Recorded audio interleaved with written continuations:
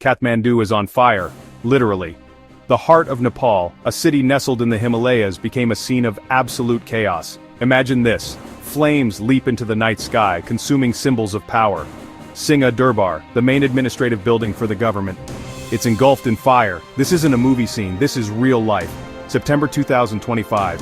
The air is thick with smoke, sirens are constant, the streets are filled with an energy that is both terrifying and electric. This is what a revolution looks like in the 21st century. Governments around the world are taking notice. The US State Department issued a travel warning. That's a big deal. They don't issue those lightly. It shows the ground is volatile and unpredictable.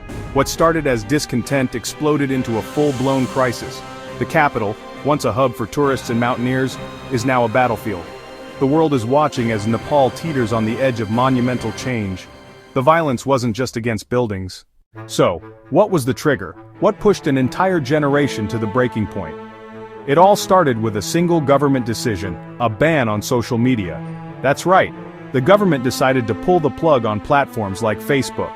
This happened just as an online movement was gaining serious momentum. Young Nepalis were using social media to call out the country's elite. They were targeting the Nepo kids, the children, the relatives who enjoy massive privileges they didn't earn. The government saw this online anger bubbling up and in a panic tried to shut it down. This move was a massive miscalculation. Instead of silencing the dissent, the ban acted like gasoline on a fire. For Gen Z, social media isn't just for memes and selfies.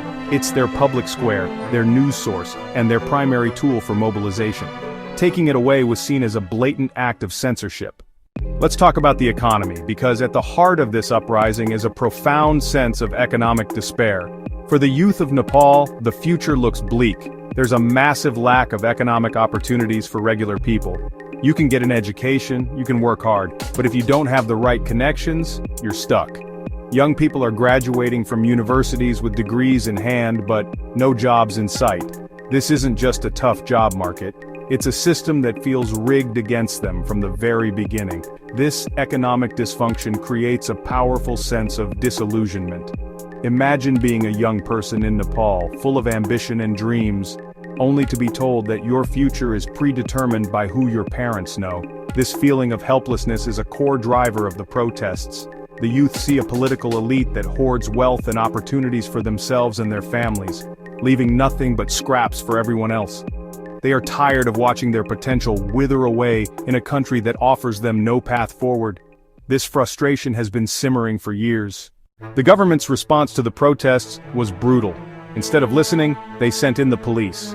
What started as peaceful demonstrations quickly turned violent. Clashes between protesters and security forces erupted across Kathmandu on September 8th. The authorities implemented a strict curfew, but it was no use. The young protesters were just too angry and too determined. They defied the orders and flooded the streets, turning the capital into, honestly, a war zone. The crackdown was bloody, and it only fueled the rage of the demonstrators. The violence escalated rapidly. We're not just talking about scuffles here. We're talking about deadly force. As of September 12th, the week's violence had left a staggering toll. 51 people dead, more than 1,300 injured. These weren't just numbers, they were young people who had dared to demand a better future.